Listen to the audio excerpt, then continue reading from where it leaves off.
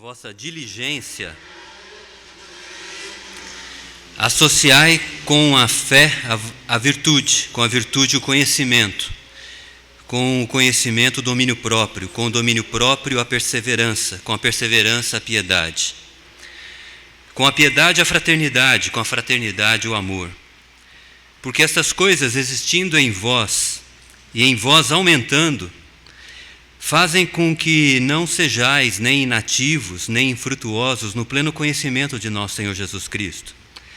Pois aquele a quem estas coisas não estão presentes é cego, vendo só o que está perto, esquecido da purificação dos seus pecados de outrora. Por isso, irmãos, procurai com diligência cada vez maior confirmar a vossa vocação e eleição, porquanto procedendo assim não tropeçareis em tempo algum, pois é desta maneira que vos será amplamente suprida a entrada no reino eterno de nosso Senhor Jesus Cristo.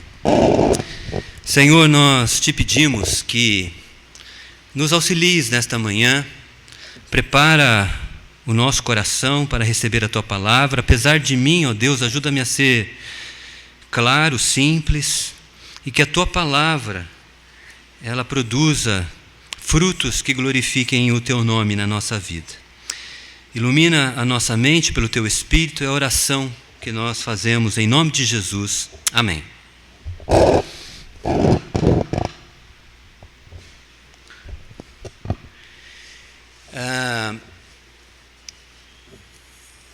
Nesta passagem, que começa a partir do versículo 3, o apóstolo Pedro, que é autor desta carta, ele nos ensina que é pelo poder de Deus que nos são doadas todas as coisas que conduzem à vida e à piedade. Está aqui no início do versículo 3, você pode acompanhar. Pelo seu divino poder nos têm sido doadas todas as coisas que conduzem à vida e à piedade. Vida é comunhão com Deus. Deus nos criou para nos relacionarmos com Ele, para termos comunhão com Ele. E quando nós temos comunhão com Ele, nós temos vida. Piedade é que quando andamos com Deus, andamos em comunhão com Ele, nós contemplamos a sua beleza, a sua glória, a sua majestade, a sua santidade, e por conta disso, nós somos levados à adoração. A piedade é sinônimo de adoração. Então, aquilo que nos conduz à comunhão com Deus e à adoração do nome dEle, é o poder de Deus. Nós precisamos deste poder. A palavra que é usada aqui no versículo 3 é a mesma palavra que Paulo usa lá em Romanos 1,16, quando ele diz que não se envergonha do Evangelho, porque é o poder de Deus para a salvação de todo aquele que crê, primeiro do judeu, depois do grego. Então esse poder do Evangelho que transforma as pessoas é o mesmo poder que nos conduz à comunhão com Deus, que nos conduz à adoração do nome dEle. Por isso nós precisamos deste poder. E Pedro aqui na sequência, no versículo 4, ele especificamente diz que nós precisamos deste poder para refletirmos a sua glória, para termos comunhão com Ele por meio da sua palavra, para sermos bênção na família. É assim que a gente reflete a glória de Deus, sermos bênção na família, sermos bênção na sociedade. Ele diz no versículo 4 que nós carecemos do poder de Deus para sermos participantes da natureza divina. Deus quer que nós sejamos deuses? Obviamente que não, nós não somos deuses e jamais seremos, mas ser participante da natureza divina significa viver conforme os atributos divinos que Ele nos dá. Deus é amor e nos chama também para amar. Porém, eu não sei se isso acontece com você, às vezes eu amo, mas às vezes eu odeio. Às vezes eu sou paciente, mas às vezes eu sou irado, eu sou agressivo. Eu não sei se isso acontece com vocês. Comigo por vezes acontece, e eu não reflito os atributos divinos, como eu deveria refletir. A natureza divina que Ele nos concede por meio dos seus atributos, nós não a refletimos, não somos participantes disso, por vezes. Nós precisamos do poder de Deus. Nós precisamos do poder de Deus, como diz o final do versículo 4, para nos livrar da corrupção das paixões que há no mundo, desses desejos que são destrutivos. Desejos motivados pela cobiça, pelo ciúme, pela inveja.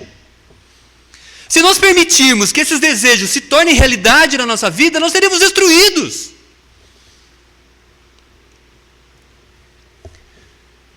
Nós somos um perigo a nós mesmos. Se o poder de Deus não atuar em nossa vida, nós nos destruímos. É o poder de Deus que nos conduz à vida e à piedade. Por isso nós precisamos do poder de Deus. E quando nós refletimos a imagem dele, vivemos os atributos divinos, nós não permitimos que os desejos que nos destroem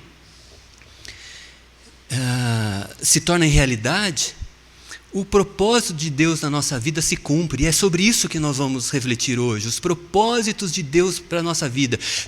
Os versículos 5 a 11 nos diz que Deus tem 3 propósitos básicos em nossa vida. Que nós tenhamos uma fé viva, que nós tenhamos uma vida frutífera e certeza do chamado dele para a nossa vida. Vamos entrar nesse ponto. É interessante notar que o versículo 5 ele começa com uma conjunção. A conjunção é por isso. Essa conjunção por isso liga tudo o que ele tinha dito antes, no verso 3 e 4, que eu acabei de resumir, com aquilo que ele vai falar a partir do versículo 5. Com os propósitos que ele tem para a nossa vida. De termos primeiro propósito, uma fé viva. Veja aí o versículo 5 a 7. Por isso mesmo, vós, reunindo toda a vossa diligência, veja bem, associai com a vossa fé. Olha o que é uma fé viva. Associai com a vossa fé a virtude. Com a virtude, o conhecimento. Com o conhecimento, o domínio próprio. Com o domínio próprio, a perseverança. Com a perseverança, a piedade. Com a piedade, a fraternidade. Com a fraternidade, o amor. A fé viva, nós acabamos de ver, ela tem muitas facetas, né? A gente vai ver cada uma delas aqui. Mas fé, em primeiro lugar, é importante a gente sempre lembrar do significado de fé. Qual é o significado de fé? Significa confiança. E a fé bíblica é confiança em Deus. Qual é o oposto da fé? É a falta de confiança em Deus, também chamada de incredulidade. O incrédulo, ele duvida da palavra de Deus. O incrédulo, ele duvida do cuidado de Deus para com a sua vida. Ele não confia nas provisões do Senhor para a vida dele. Ele não deposita a sua confiança nos propósitos de Deus para a vida dele. Portanto, alguém já disse que ter fé é como você se lançar, a confiança em Deus, é como se você se lançar de um prédio muito alto, sabendo que você será sustentado. Quando você não confia, quando você não tem fé, você experimenta, quando você é incrédulo, você experimenta a frieza espiritual. E há muitos cristãos que estão frios espiritualmente, porque abandonaram a confiança em Deus. Esses conceitos de fé viva que Pedro apresenta, que é uma fé, como ele diz aqui, com várias facetas, a fé associada à virtude, a primeira dessas facetas. A fé associada à virtude. O que é virtude? É a ética cristã, é nós agirmos conforme o caráter de Cristo. A fé está associada à virtude, mas ela também está associada ao conhecimento, diz o texto. A nossa fé é amiga do conhecimento. A nossa fé é amiga da sabedoria. A nossa fé não é contrária. Nós crescemos em todos os conhecimentos que são verdadeiros. É claro que a base de todos os conhecimentos é a palavra de Deus, porque é por meio dela que nós adquirimos uma cosmovisão bíblica, uma visão de mundo que é a visão da mente de Deus. Mas quão é importante nós crescermos nas demais áreas do conhecimento humano. A nossa fé é amiga do conhecimento. A nossa fé, ela também deve estar associada ao domínio próprio. Salomão disse que maior é aquele que controla o seu espírito do que aquele que domina a cidade.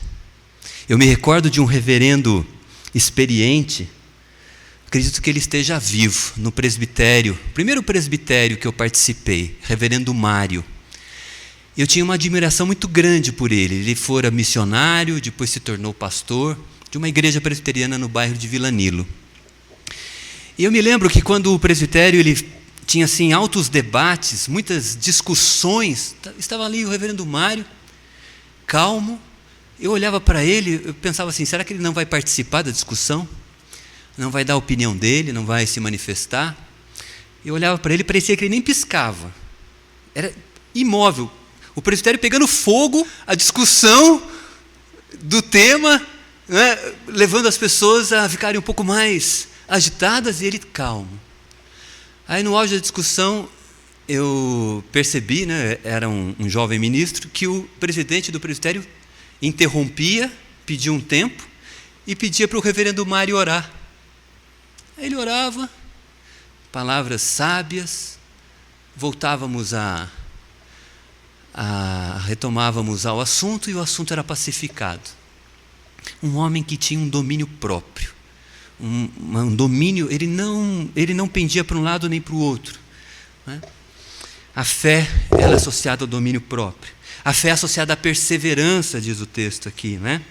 Essa capacidade de permanecermos firmes, de aguentarmos, de, usando uma palavra moderna, sermos resilientes, aguentarmos as lutas, os sofrimentos e permanecermos firmes no Senhor.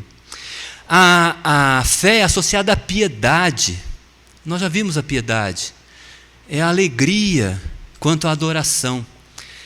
Eu estava com o reverendo Roy e estávamos cumprimentando as pessoas que estavam saindo do culto na semana passada, e uma irmã, eu não vou revelar o nome dela, mas ela disse para o reverendo Roy, eu estava lá do lado, eu percebi, ela disse, pastor, como é bom estar na casa do Senhor, como eu gosto de vir ao culto, como eu gosto deste momento. Isso é piedade, a alegria de participar do culto, da adoração ao nome de Deus. A fé é associada à piedade, a fé é associada à fraternidade.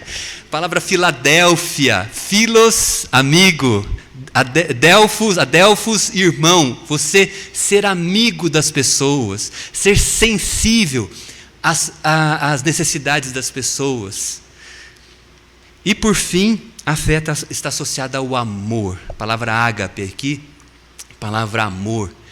A ideia de amor sacrificial. Talvez essa seja a característica da fé que mais reflita o nosso Senhor Jesus Cristo. Porque quando nós amamos, nós cedemos, nós abrimos mão, nós renunciamos muitas vezes. Para o bem do todo, a gente não pensa só em nós.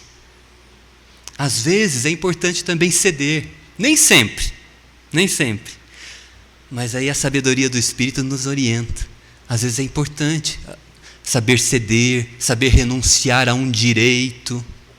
É o amor ágape, foi isso que Jesus Cristo fez. Então esta é a fé viva que Deus deseja que tenhamos. Além desta fé viva, Deus deseja que tenhamos uma vida frutífera. Veja os versículos 8 e 9. Porque estas coisas existindo em vós, e em vós aumentando, fazem que não sejais nem inativos, nem infrutuosos no pleno conhecimento do nosso Senhor Jesus Cristo. Pois aquele a quem essas coisas não estão presentes é cego, vendo somente o que está perto, esquecido da purificação dos pecados de outrora. Ah, meus irmãos, Deus deseja que a nossa vida seja frutífera. O texto aqui diz que Deus não quer que nós sejamos inativos. A palavra inativo dá a ideia de algo estéril, algo inútil. Pense numa paisagem estéril.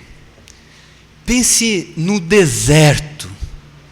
Você gostaria que a sua vida fosse como um deserto, uma vida estéril, seca? Não. Outra palavra que Deus usa aqui, o Espírito usa através de Pedro, Deus não quer que nós sejamos infrutuosos. Imagine você olhar para uma árvore e essa árvore seca sem fruto algum. É horrível. Nós temos prazer quando nós encontramos aquela árvore bonita, carregada de frutos. Jesus, quando se encontrou com uma figueira sem frutos, ele a amaldiçoou. Deus quer que a nossa vida seja regada, que a nossa vida seja cheia de frutos. A Bíblia usa, inclusive, a expressão, quando ela chama as virtudes do Espírito Santo, a Bíblia chama essas virtudes do Espírito Santo de fruto do Espírito Santo. Porque Deus quer que a nossa vida seja frutífera. Esses frutos, amor. Então, como ser frutífero? É justamente revelando esse fruto do Espírito Santo, que é o amor, que é a paz, que é a alegria, que é a paciência, longanimidade, bondade, generosidade, domínio próprio, fidelidade, mansidão. É fruto do Espírito Santo. É assim que nós somos frutíferos. Agora, o texto diz também que é uma coisa que prejudica muito o fato de sermos frutíferos. É quando nós estamos nas trevas, quando nós estamos cegos, quando nós não enxergamos as coisas. Olha o que o texto diz aqui no verso 9. Aquele a quem estas coisas não estão presentes é cego. Cego. Cegueira espiritual. Ele vê só o que está perto. Sabe o que o autor fala de cegueira espiritual? É aquela pessoa que só vê o que está perto, só vê as coisas ligadas à vida dela. É uma pessoa ensimesmada. É uma pessoa que só se preocupa com as suas lutas, com os seus sofrimentos, com o seu trabalho, com as suas atividades. É egoísta. Quanto a nossa visão é uma visão assim tão ensimesmada, só consegue enxergar o que está perto, só consegue enxergar aquilo que está ligado a si.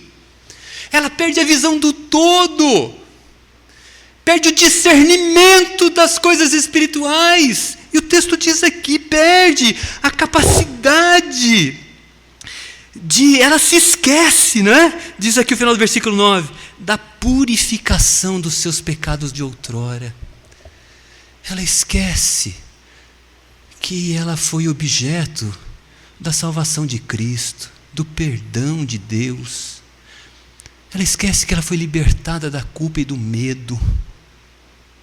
Ela perde a visão do todo e só se preocupa consigo.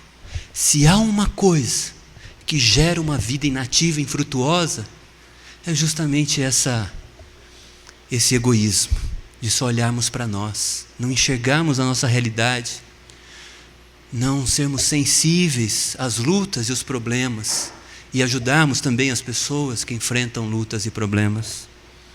Deus quer que nós tenhamos uma fé viva, que nós tenhamos vida frutífera. E para finalizar, Deus quer que nós tenhamos a certeza da nossa vocação, do nosso chamado. Veja aí o versículo 10. Por isso, irmãos, procurai com diligência, cada vez maior, confirmar a vossa vocação, vosso chamado, a vossa eleição. Procedendo assim, não tropeçareis em tempo nenhum, pois desta maneira que vos será amplamente suprida a entrada no reino eterno de nosso Senhor e Salvador, Jesus Cristo. O chamado de Deus para a nossa vida é obra do Espírito Santo. É Ele quem dá testemunho em nosso coração de que somos filhos de Deus. É o Espírito Santo. Paulo, falando sobre isso, ele disse assim: o próprio Espírito testifica com o nosso espírito que somos filhos de Deus. Romanos 8,16. O chamado é obra do Espírito Santo. Mas o texto nos ensina algo muito importante. É que nós precisamos evidenciar este chamado do Espírito Santo de uma forma crescente. Olha o que o texto diz. Voltando lá, verso 10. Por isso, irmãos, procurai com diligência, cada vez maior, confirmar a vossa vocação. Vai exigir de nós empenho, vai exigir de nós esforço, vai exigir de nós trabalho. Confirmar esta obra que é do Espírito Santo na nossa vida.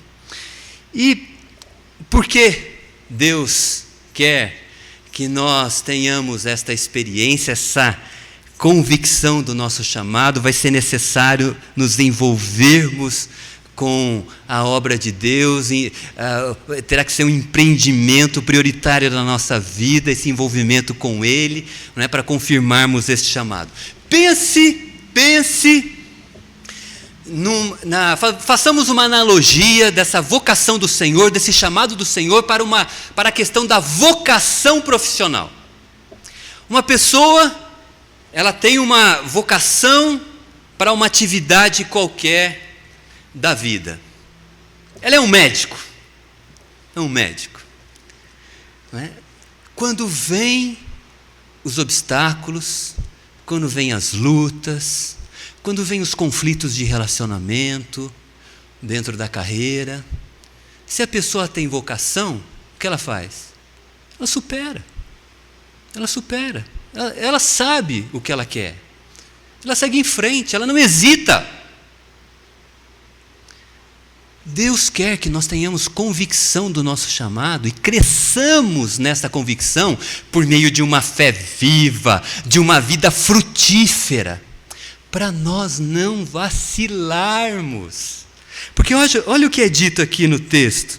Porquanto procedendo assim, não tropeçareis em tempo algum. Meus irmãos e minhas irmãs, quando nós temos dúvida em relação ao nosso chamado da parte de Deus, quando surge um conflito na igreja, o pastor diz uma palavra distorcida aqui para mim, então a pessoa fica toda ofendidinha, já não vem mais na igreja. Tem um conflito lá com o irmão, desiste. Tá vendo? Olha, o testemunho do fulano é assim, assim, assado, então não vale a pena estar naquela igreja. Nós não podemos vacilar. Nós temos que ter convicção do nosso chamado. As lutas, elas existirão, elas virão sobre as nossas vidas. A pessoa hesitante, ela desiste. O indeciso desiste. E é importante nós também termos convicção do nosso chamado para nós termos segurança em relação à vida eterna. Veja o que diz o verso 11. Pois desta maneira é que vos será amplamente suprida a entrada no reino eterno de nosso Senhor e Salvador Jesus Cristo. É muito importante nós termos uma fé viva, uma vida frutífera, para confirmarmos a cada dia a nossa vocação do Senhor, para experimentarmos segurança. Segurança do amor de Deus no presente, segurança do amor de Deus em relação ao porvir. É por isso que Paulo, sem vacilar, ele diz palavras que sempre estão no meu coração, que revelam a determinação de alguém que confia no seu chamado. Ele diz assim: esquecendo-me das coisas que para trás ficam e avançando para as que diante de mim estão, prossigo para o alvo, para o prêmio da soberana vocação em Cristo Jesus. Ele segue em frente, ele é determinado, ele não vacila, ele não hesita, ele tem confiança que Deus estará com ele nesta vida e na vida eterna. Meus irmãos e minhas irmãs, essa passagem mostra o que é a vida cristã normal. Essa é a vida cristã normal. Uma fé viva, uma fé que tem todas essas facetas aqui que o verso 5 a 7 revela. Uma vida frutífera que nos relacionamentos revela o fruto do Espírito Santo, que não é alguém que é em si mesmado, que só enxerga o que está perto, só enxerga as coisinhas da vida dela. Não, ela tem olhar para a realidade das outras pessoas, para a experiência difícil das outras pessoas também. Uma pessoa que tem confiança no seu chamado, na sua vocação, que se esforça para que essa fé cresça mais e mais, para que ela frutifique mais e mais, e ela não hesita, ela segue em frente. Virão as lutas, virão os obstáculos, os desafios, mas ela segue em frente porque ela confia. Deus está com ela no presente e no porvir.